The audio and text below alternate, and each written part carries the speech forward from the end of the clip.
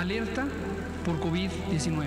El último día nos dejaron hacer una llamada. Fears are growing that it won't be possible to stop the global spread of coronavirus. Is a pandemic. Hubo recorte de nóminas. Es de los países que menos apoyo ha dado. بسبب فيروس غامض أصاب العالم. ظهرت أعراض تشبه الإصابة بالتهاب رئوية هنا من سوق. El semáforo de riesgo COVID es un instrumento objetivo de estimación del riesgo. Es como un termómetro.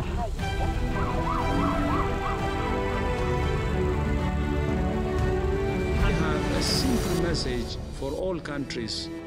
Test, test, test.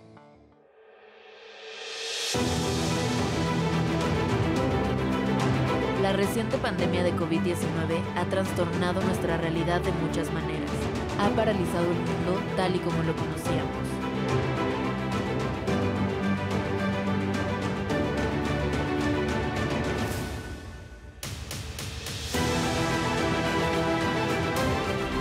Las pandemias funcionan como espejos de la sociedad. Es posible vernos reflejados en cada una de nuestras respuestas ante ella.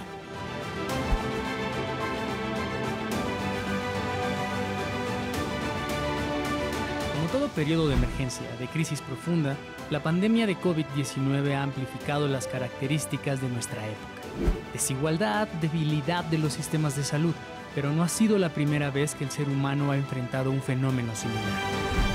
Y podemos estar seguros de que no será la última. Las pandemias a las que ha sobrevivido la humanidad han echado por tierra una serie de mitos. A principios de este siglo, se creía que los agentes patógenos de África no llegarían a los países ricos. Entonces, en 2003 apareció el síndrome respiratorio agudo severo, una enfermedad que se cobró el mayor número de víctimas en las zonas urbanas ricas. Luego, en 2009 llegó la pandemia de H1N1, que nos mostró la rapidez con la que un virus puede alcanzar cualquier rincón del planeta. Un mito había caído. El síndrome respiratorio de Oriente Medio echó por tierra otra suposición ampliamente aceptada. Antes pensaban que África y Asia eran los lugares de origen de los nuevos patógenos humanos. Sin embargo, en un entorno desértico y árido, los camellos también pueden brindar sorpresas. Luego llegó el ébola. Solo estaba en 5 países de África Occidental y en un brote inconexo en la República Democrática del Congo. Nadie pensó que podría tener un impacto global, y entonces el Consejo de Seguridad de la ONU adoptó una resolución en la que reafirmaba la amenaza que este brote representaba para la paz y la seguridad. Otro mito había caído. Con la pandemia de COVID-19 hemos tenido que recordar estas lecciones. La primera, nuestra relación con la naturaleza hace inevitable la aparición de más enfermedades. La segunda, un virus se puede propagar a todo el planeta. Y la tercera, estos brotes pueden poner en riesgo la seguridad mundial. Los virus se mueven rápido, pero los datos pueden moverse aún más rápido. Con la información adecuada, los países pueden ir un paso adelante y salvar vidas. Esto es lo que se pretende hacer en el nuevo Centro de Inteligencia sobre Pandemias y Epidemias de la OMS, anunciado recientemente. Con sede en Berlín, este centro será un espacio de colaboración de países para impulsar innovaciones, aumentar la disponibilidad de datos, desarrollar modelos predictivos, monitorear las medidas de control de enfermedades y la infodemia. Tomemos nota de las lecciones. La actual pandemia de COVID-19 nos enseñó que solo juntos podemos combatir las pandemias que estén por venir.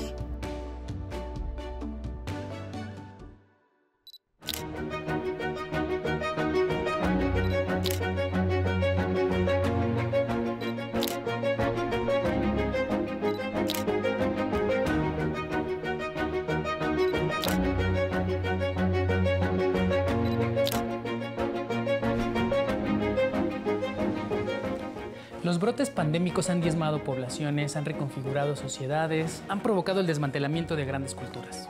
Como la plaga de Atenas en el año 430 a.C. Coincide con la derrota final de los atenienses ante los persas en las guerras del Peloponeso. Muy probablemente, esa enfermedad, que todavía no sabemos cuál era, contribuyó en aquel resultado.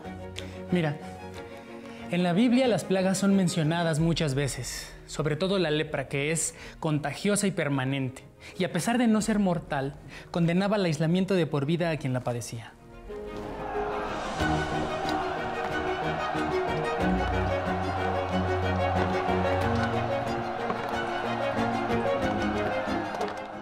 En el libro del Apocalipsis del Nuevo Testamento aparece la peste como el peor de los augurios. Es el cuarto jinete, el último, el jinete pálido, aquel que usa la enfermedad para causar la muerte.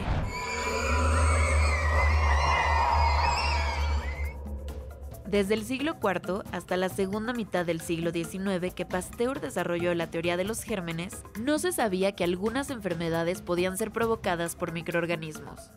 Creían que estas eran provocadas por miasmas.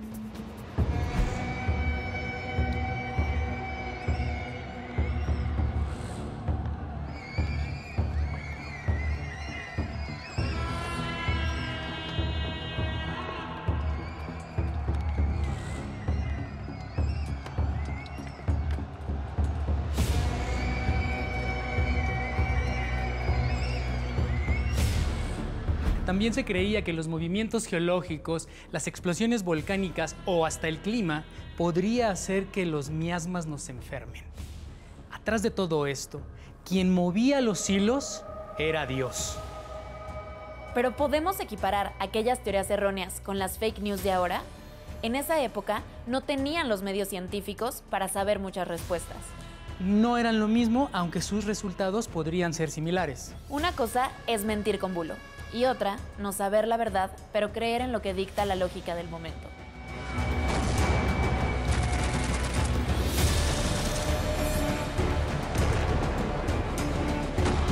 En octubre de 1347, 12 barcos mercantes llegaron desde el Mar Muerto al puerto de Messina en Sicilia.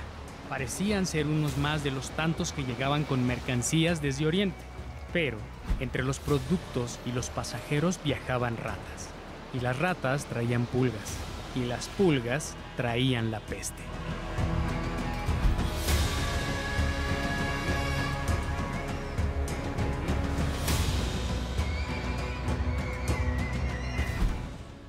La peste bubónica que afectó a Europa y Asia entre 1347 y 1353 es considerada la catástrofe más devastadora que ha enfrentado la humanidad en la historia registrada.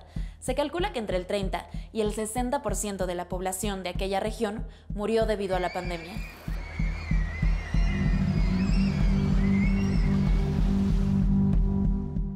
Fue 6 siglos después que se supo que su causante era la bacteria Yersinia pestis, transmitida comúnmente por la mordedura de pulgas infectadas provenientes de las ratas. La bacteria se esparcía hacia los nudos linfáticos provocando primero un bubo, una inflamación muy dolorosa cercana al punto de entrada de la infección.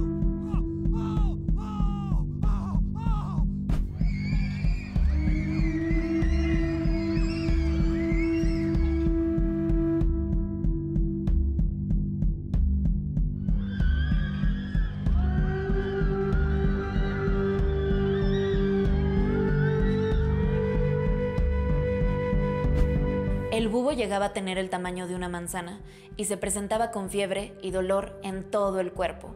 La muerte, por lo general, llegaba a los 2 días.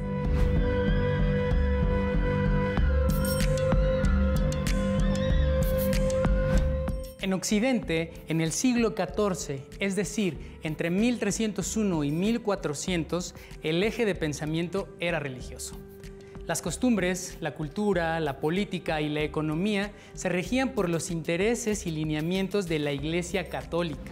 Entonces, la peste se explicó como un castigo divino, el signo del Apocalipsis. Y así como hablamos de la negación como una respuesta social ante la incertidumbre de las catástrofes, nació el enojo como respuesta. Pero uno no se puede enojar con Dios. Había que buscar un culpable.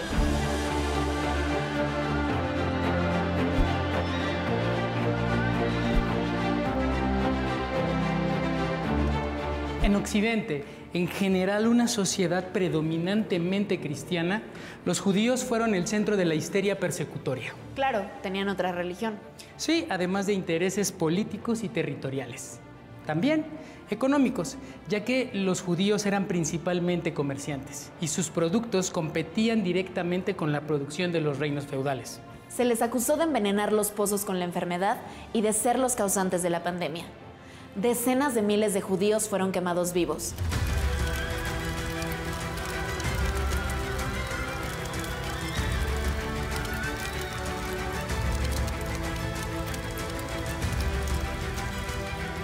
En cuanto a la manera de curar la peste, a pesar de haber atinado en algunos aspectos de prevención, como lo fueron la cuarentena a viajeros y enfermos, los habitantes del siglo XIV vivían en medio de la oscuridad.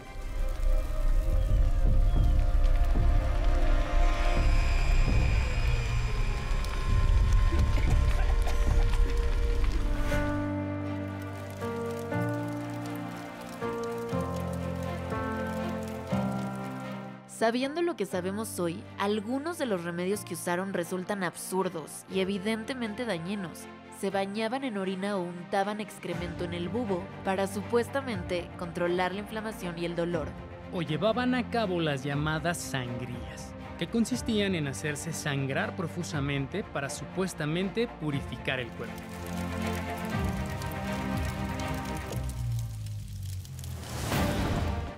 Se sugería vivir en las alcantarillas, tomar cucharadas de esmeraldas trituradas o ingerir mercurio con arsénico, una combinación mortal. También estaban los remedios espirituales.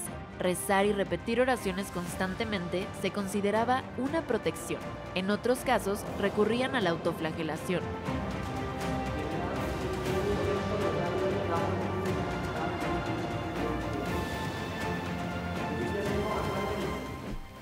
Aunque como siempre ha ocurrido en la historia, hubo formas de pensamiento que se salían del común denominador, y con estas llegaron algunos avances. Tenemos el ejemplo de Jacques de Gramont, un médico que en 1348, un año después del inicio de la pandemia, escribió una serie de reglas para prevenir el contagio. Incluyó medidas como el confinamiento, la limpieza de las calles, la desinfección, la ventilación de las viviendas, acciones que aún siguen vigentes en la epidemiología. Oye, Ara, esas máscaras que hemos visto hasta ahora son de la peste, ¿no? Esas negras que tienen como un pico de pájaro. Sí. Sí, me gustan. Son como unos cubrebocas estilo steampunk. De hecho, en ese pico guardaban hierbas de olor para que su uso fuera más tolerable. Esas máscaras se utilizaban para proteger de los miasmas. Sí se usaron en la peste, pero no en la pandemia medieval del siglo XIV, sino en otra de las múltiples pandemias de aquella enfermedad, en la del siglo XVII, en pleno Renacimiento.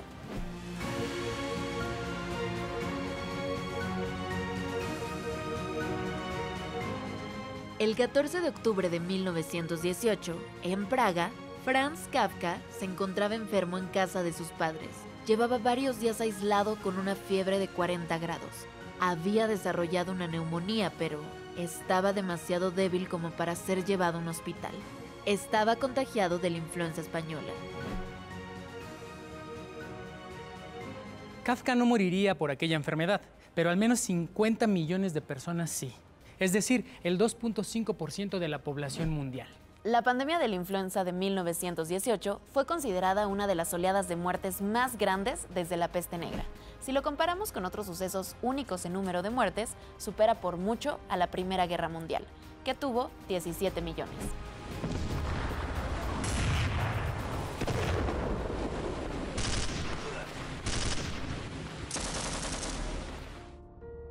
A principios del siglo XX, los medios de transporte habían evolucionado considerablemente. Los trenes, aviones y autos nos conectaban más eficientemente, lo cual fue aprovechado durante este periodo de guerra para trasladar a las tropas de un lugar a otro del planeta. Con ellas llegaba la influenza.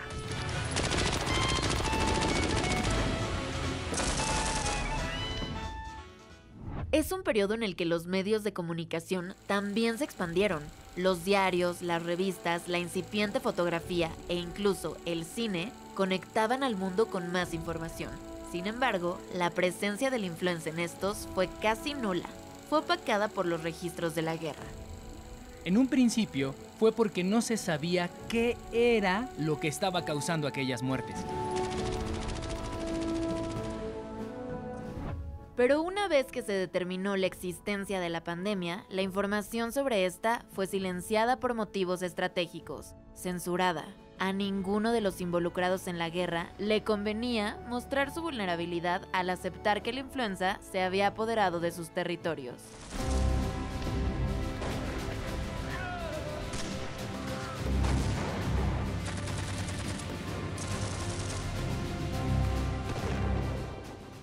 Fue una especie de negación que tuvo consecuencias fatales al omitir información que pudiera prevenir a la población. Omitir la verdad es un fenómeno paralelo a la infodemia que alienta la desinformación. Incluso el nombre, influenza española, y el estigma que acarrea proviene de aquel silencio.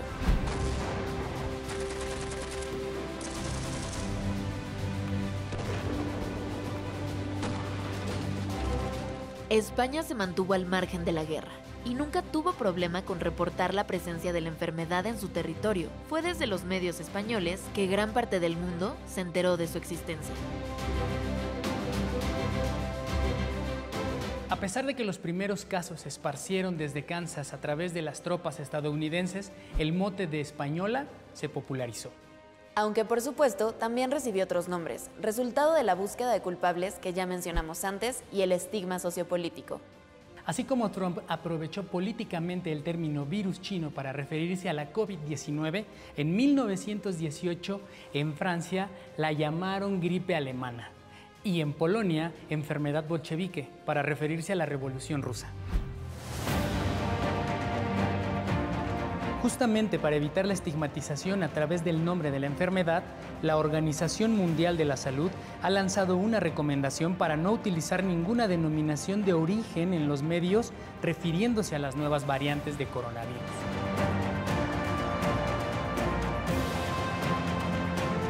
La pandemia de 1918 encontró una sociedad con más conocimientos científicos que en el pasado.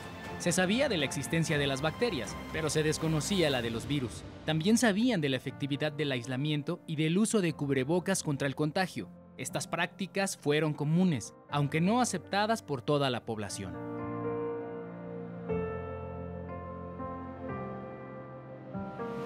Por ejemplo, las autoridades de San Francisco, en California, decretaron el uso obligatorio de cubrebocas en octubre de ese año. Y en los primeros 2 días, 101 personas fueron encarceladas por desobediencia. Argumentaban que aquello era contrario a las libertades individuales. Por supuesto que no faltaron las noticias falsas y los rumores. El diario británico The Times, por ejemplo, llegó a decir que la enfermedad era mental, producto del cansancio y el estrés por la guerra, y que caer enfermo era un acto antipatriótico. También aparecieron los clásicos remedios mágicos, como fumar un mínimo de 15 cigarrillos o beber mucho whisky o comer solamente cebollas.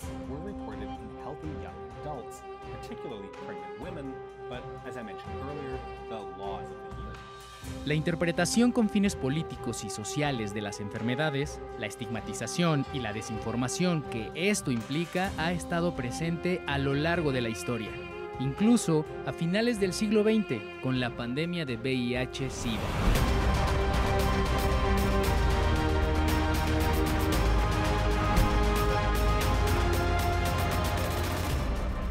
Aunque el término infodemia fue definido en el contexto de la pandemia de la COVID-19 y las redes sociales, los fenómenos infodémicos y sus consecuencias pueden observarse en distintas epidemias y pandemias. A lo largo del siglo XIX, el cólera se propagó por el mundo desde su reservorio original en el delta del Ganges, en la India. 6 pandemias posteriores mataron a millones de personas en todos los continentes. La actual pandemia, la 7ª, comenzó en Asia Meridional en 1961, llegó a África en 1971 y a las Américas en 1991. Desafortunadamente, en la actualidad, el cólera es endémica en muchos países, afectando principalmente a los grupos poblacionales más pobres que carecen de los principales servicios sanitarios y agua potable. Situación por la cual se ha estigmatizado a los pacientes enfermos del cólera, lo que ha contribuido incluso a estimular el incumplimiento de las medidas de salud pública, pues se dice que el cólera es enfermedad de pobres. La enfermedad por el virus del ébola es una enfermedad grave, a menudo mortal en el ser humano. El virus se detectó por primera vez en 1976 en 2 brotes simultáneos ocurridos en Sudán del Sur y en la República Democrática del Congo. El brote de ébola de 2014 a 2016 en África Occidental fue el más extenso y complejo desde que se descubrió el virus en 1976. Hubo más casos y más muertes en este brote que en todos los demás juntos. Además, se extendió a distintos países. Empezó en Guinea y después se propagó a través de las fronteras terrestres de Sierra Leona y Liberia. El origen de este virus y las distintas epidemias también han contribuido a estigmatizar a las personas de origen africano, propiciando discriminación e incluso violaciones a los derechos humanos solo por ser africanos. En 1981, cuando se estableció el inicio de la pandemia de VIH-Sida, el primer nombre asignado a este síndrome fue el de inmunodeficiencia asociada a la homosexualidad, lo que estigmatizó a la comunidad homosexual y a cualquier persona que hubiera adquirido el virus. Afortunadamente, hoy sabemos que la orientación sexual no es causa del VIH y que la transmisión del virus ocurre solo a través de la sangre o relaciones sexuales sin protección. Los medios de comunicación contribuyeron a la estigmatización del VIH, los enfermos de SIDA y los portadores del virus. Miles de personas en todo el mundo diagnosticados como seropositivos fueron víctimas del discurso de odio, violencia y violaciones a los derechos humanos, pues incluso en algunos países los pacientes seropositivos fueron condenados a campos de concentración. Debido a la información falsa, no existe otra enfermedad en la que el estigma y la discriminación social sean tan determinantes como el VIH-Sida, lo que ha generado desigualdad y exclusión. Con los avances en las ciencias médicas, en la actualidad la infección por VIH ha pasado de ser una sentencia de muerte a una enfermedad crónica y tratable con esperanza de vida similar a la de una persona no infectada. Sin embargo, a pesar de los avances científicos y tecnológicos y de la aparición del Internet y las redes sociales, que en teoría nos deberían dar acceso a mayor conocimiento y fuentes de información confiables, la estigmatización de las personas infectadas de VIH continúa. Recordemos siempre que la infodemia incrementa la estigmatización, estimula el incumplimiento de las medidas de salud pública, da alas al discurso de odio, potencia la violencia y las violaciones a los derechos. La infodemia mata. Cortemos la infodemia.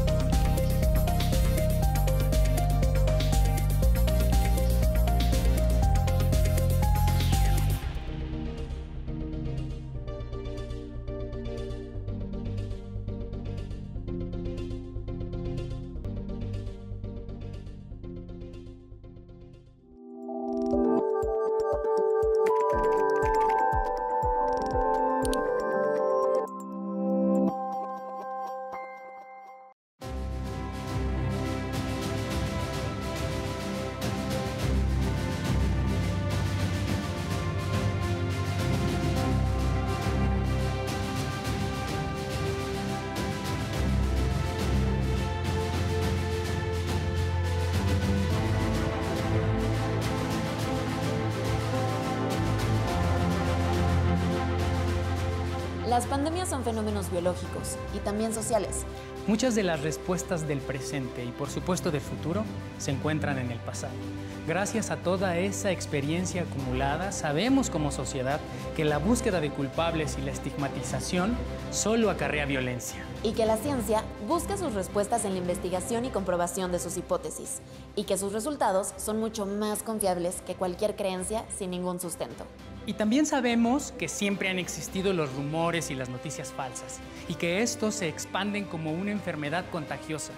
Pero detener estas epidemias depende de un esfuerzo colectivo.